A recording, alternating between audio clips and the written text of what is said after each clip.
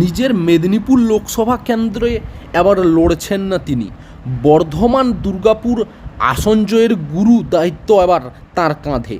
প্রায় প্রতিদিন তার মন্তব্যে সমালোচনার ঝড় ওঠে পাড়ার চায়ের দোকান থেকে বা ঝাঁ চকচকে স্টুডিওতে। কথা হচ্ছে দিলীপ ঘোষের। সম্প্রতি একটি বাংলা সংবাদ মাধ্যমে এসে মেজাজেই ধরা দিলেন বিদায়ী সাংসদ। সেখানে উঠে আসে রাজ্য রাজনীতির একাধিক প্রশ্ন। শুভেন্দু অধিকারী রাজ্যে বিজেপির মুখ্যমন্ত্রীর মুখ কিনা, সেই প্রশ্ন ধেয়ে আসে তাঁর দিকে। সোজাসাপটাভাবেই উত্তর দেন তা তিনি। দীর্ঘ ওই সাক্ষাৎকারের শেষের দিকে বর্ধমান দুর্গাপুরের বিজেপি প্রার্থীকে সঞ্চালক জানান 5টি প্রশ্নের হ্যাঁ অথবা নায়ে উত্তর দিতে হবে। তার মধ্যে একটি প্রশ্নের সরাসরি উত্তর নাও দিতে পারেন তিনি।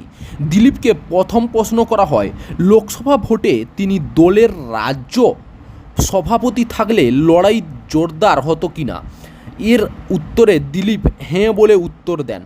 উল্লেখ্য, 2016 বিধানসভায় বাংলায় মাত্র 3টি আসন পেয়েছিলেন পদ্মশিবির। দিলীপের রাজ্য সভাপতি হওয়ার পর 21 লোকসভায় ছবিটা উল্লেখযোগ্যভাবে বদলে যায়। 77টি আসনে আসে বিজেপির খাতায়। তিনি যে সামনে থেকে নেতৃত্ব দিয়ে এই বদল ঘটিয়েছিলেন, সে কৃতিত্বের কথা দিলীপ নিজেও বলেছেন একাধিকবার। তাই 24 লোকসভায় তিনি সভাপতি থাকলে খেলা আরও জোরদার হতে পারত বলতে এক মুহূর্তে ভাবেননি তিনি।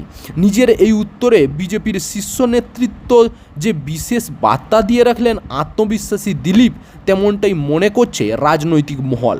র্যাপিড ফায়ারের দ্বিতীয় প্রশ্নে শেষে বিধানসভা নির্বাচনের দল বদলুদের বেশি প্রাধান্য দেওয়া হয়েছে কিনা জানতে চাইলে তিনি উত্তরে বলেন না। এরপরেই তাকে শুভেন্দু অধিকারীকে রাজ্যে মুখ্যমন্ত্রীর মুখ ভাবা হচ্ছে কিনা জিজ্ঞাসা করা হয়। হ্যাঁ বা নার মাধ্যমে না গিয়ে তিনি বলে দেন, এটা বলার অধিকার আমার নেই। দিলীপের সঙ্গে শুভেন্দুর ঠান্ডা লড়াই যেন আরও একবার স্পষ্ট হয়ে গেল তার উত্তর মধ্য দিয়ে। তাকে আরও জিজ্ঞাসা করা হয়, মেদিনীপুর লোকসভা কেন্দ্র থেকে সরিয়ে দল কি ভুল করলো।